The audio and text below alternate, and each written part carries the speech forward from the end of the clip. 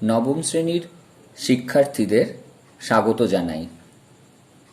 আজ আমরা ব্যাকরণ অংশের শব্দ গঠন নিয়ে আলোচনা করব। শব্দ গঠনের কৌশলের প্রথম পাঠে আমি তোমাদের স্বাগত জানাই। প্রথমেই আসি, শব্দ কাকে বলে। দেখো, মানুষের মুখনিসৃত এক বা একাধিক ধ্বনির সমষ্টি যখন একটি বস্তু বা মনের ভাবকে প্রকাশ করে, তখন তাকে আমরা শব্দ বলে থাকি। শব্দ গঠনগত দিক থেকে আমরা দুভাগে ভাগ করি।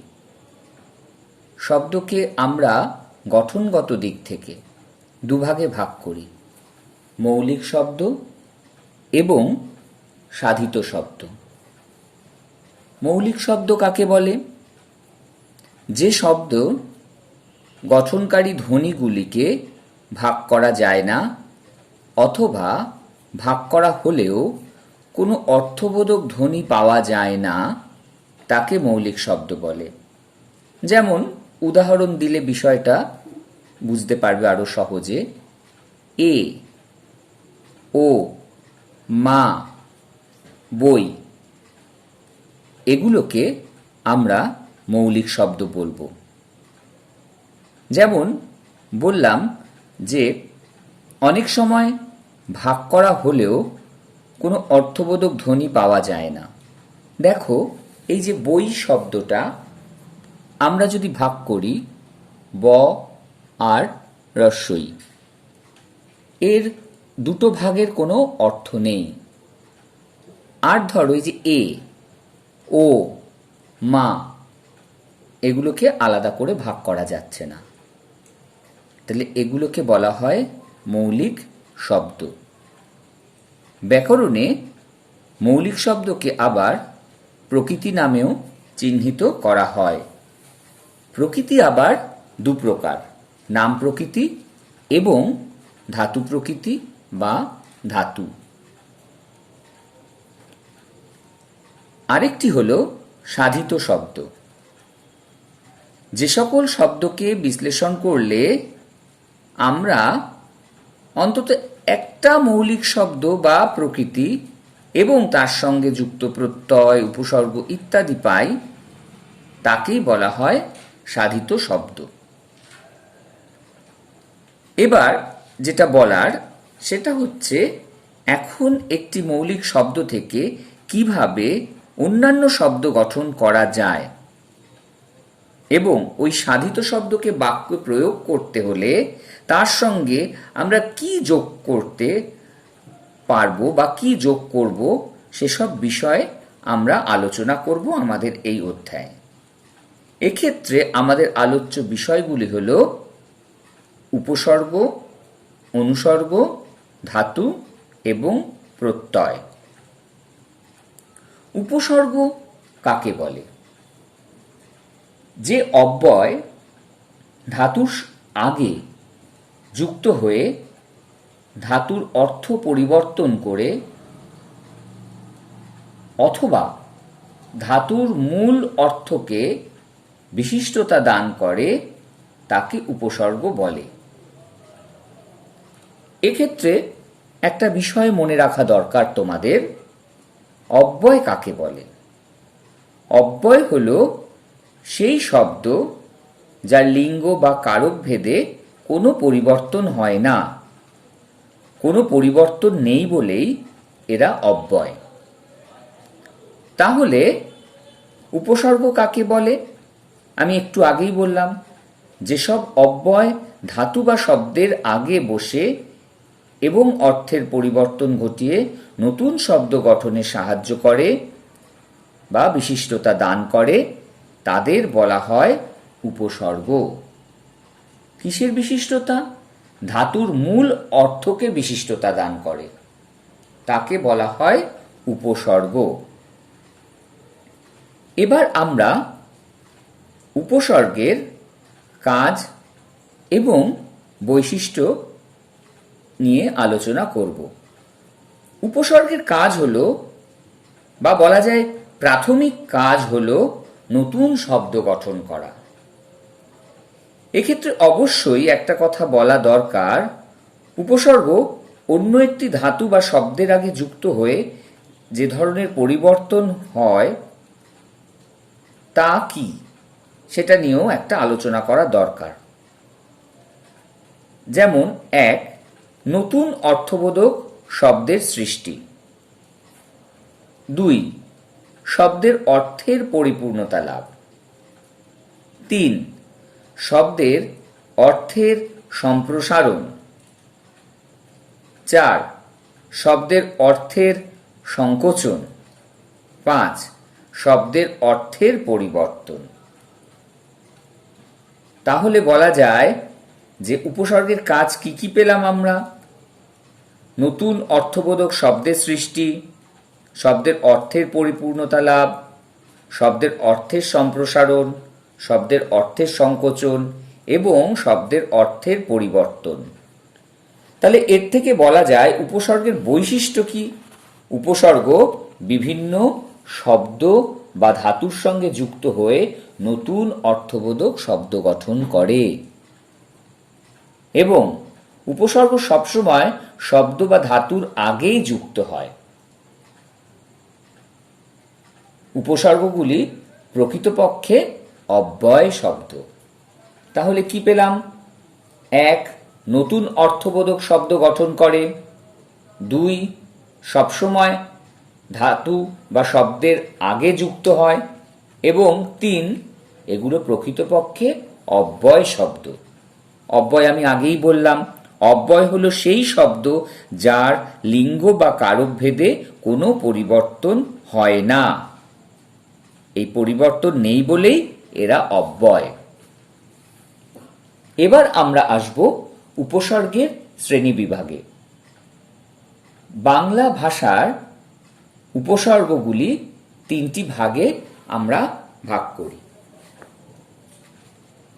কি 3টি ভাগে বিভক্ত? 1, সংস্কৃত উপসর্গ। 2, বাংলা উপসর্গ এবং 3, বিদেশি উপসর্গ। প্রথমেই আসি আমরা সংস্কৃত উপসর্গে। সংস্কৃত উপসর্গ মোট 20টি। মোট 20টা সংস্কৃত উপসর্গ রয়েছে। কি কি? প্র, পরা, অপ, সম, নি, অব, অনু, নির, দূর, বি, অধি, সু, উদ, পরি, প্রতি, অভি, অতি, অপি, উপ, আ। তাহলে এই 20টা হচ্ছে সংস্কৃত উপসর্গ। এই সংস্কৃত উপসর্গগুলির প্রতিটি কোন কোন অর্থে বিভিন্ন ধাতুর পূর্বে বসে কোন কোন শব্দ গঠন করে তা আমাদের জানা দরকার। যেমন ধরো, প্র শব্দ, প্র উপসর্গ, এই যে অব্যয় শব্দ, প্র উপসর্গ যদি আমি উৎকর্ষ অর্থে ব্যবহার করি, প্রখ্যাত, প্রশংসা, প্রভাব, আবার আধিক্য অর্থে যদি ব্যবহার করি, প্রবল, প্রকট, প্রচার, প্রসার, আরম্ভ অর্থে যদি ব্যবহার করি, প্রবর্তন, প্রবেশিকা, প্রস্তাবনা, বৈপরীত্য অর্থে যদি ব্যবহার করি প্র উপসর্গকে, প্রবাসী, প্রস্থান, পূর্ববর্তী অর্থে প্রপিতামহ, প্রবীণ, পরবর্তী অর্থে প্রজন্ম, প্রপৌত্র ইত্যাদি, অন্যান্য অর্থে প্রয়াণ, প্রতারণা, প্রকরণ ইত্যাদি। এরপরে আমরা চলে যাচ্ছি পরা উপসর্গ। আধিক্য অর্থে পরাক্রম, পরাক্রান্ত, পরাকাষ্ঠা। সম্যক অর্থে কি শব্দ পাওয়া যায়? পরায়ণ, পরামর্শ। বৈপরীত অর্থে পরাজয়, পরাভব, পরাবৃত্ত ইত্যাদি। বৈপরীত্য অর্থে অপকার, অপমান, অপচয় ইত্যাদি। নিন্দা বা কুৎসিত অর্থে অপকর্ম, অপসৃষ্টি, অপব্যবহার ইত্যাদি। স্থানান্তরীকরণ অর্থে অপসারণ, অপহরণ, অপসৃত ইত্যাদি। সম্যক, ধরো সম, এরপরে আমরা চলে যাই সম উপসর্গে। সম্যক অর্থে সমাদর, সম্প্রদান, সমুচিত ইত্যাদি। সংযোগ বা একতা, সমাহার, সংকলন, সংবাদ। অভিমুখ অর্থে সম্মুখ, সমক্ষে ইত্যাদি। এরপর আমরা চলে যাচ্ছি নি কি হবে? যদি ধরো অতিশয় বা খুব বেশি, নিদারুণ, নিদান। সম্যক অর্থে নিবিষ্ট, নিক্ষেপ, নিরত। বিরত অর্থে নিবারণ, নিষেধ। নিন্দা অর্থে নিকৃষ্ট, নিগ্রহ ইত্যাদি। অন্যান্য কিছু অর্থে যদি আমরা এই নি উপসর্গকে প্রয়োগ করে, যেমন নিবেশ, উপনিবেশ ইত্যাদি। হীনতা, অবজ্ঞা, অবমাননা। নিম্নতা অর্থে অবগাহন, অবরোহণ, অবতরণ। তাহলে দিয়ে এগুলো আমরা পাচ্ছি। নিশ্চয় অর্থে অবদান, অবরোধ, অবস্থান। বিরতি, অবসর, অবকাশ, অবসাদ। পশ্চাৎ অর্থে অনুজ, অনুচর, অনুরাগ, অনুকরণ ইত্যাদি। পৌনপুনিকতা অর্থে অনুক্ষণ, অনুধ্যান ইত্যাদি। সাদৃশ্য অর্থে অনুরূপ, অনুদান, অনুলিপি। অভিমুখ অর্থে অনুপ্রবেশ, অনুকূল।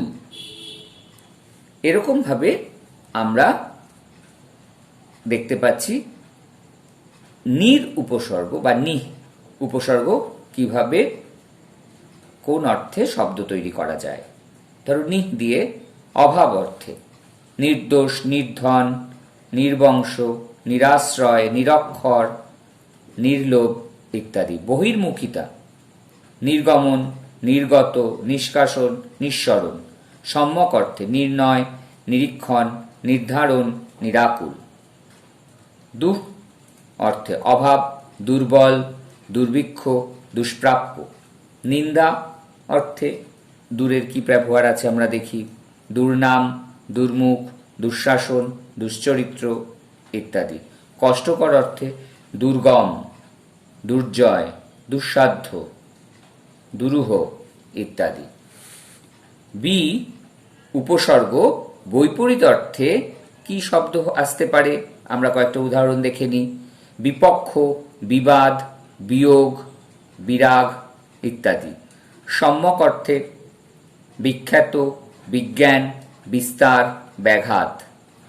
অভাব অর্থে বিনিদ্র, বিবর্ণ, বিবস্ত্র, বিতৃষ্ণা ইত্যাদি। অধি, এবার আমরা আসছি অধি উপসর্গ। ঊর্ধ্বমুখিতা অর্থে অধিত্যকা, অধিরোহণ ইত্যাদি।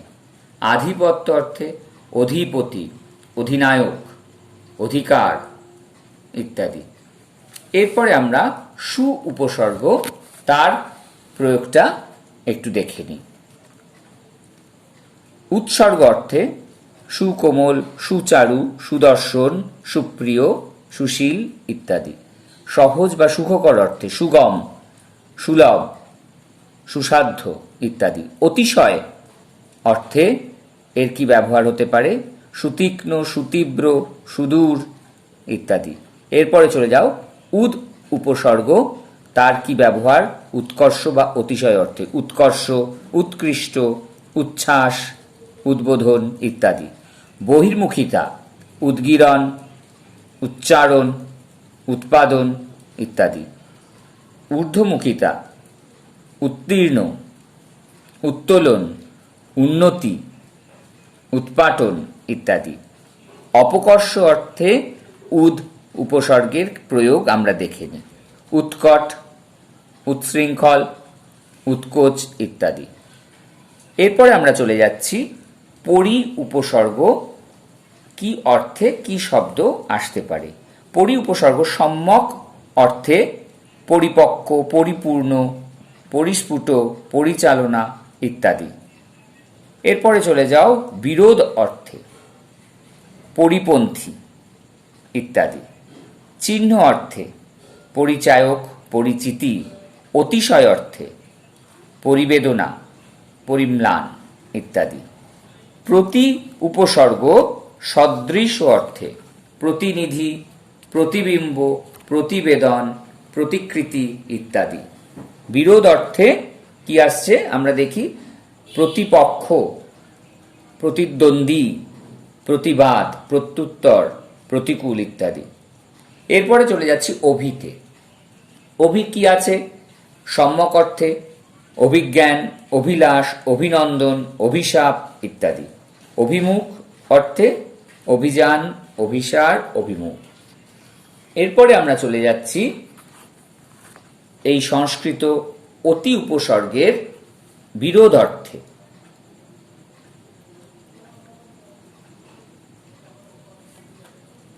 বিরোধ অর্থে নয়, অতিশয় অর্থে।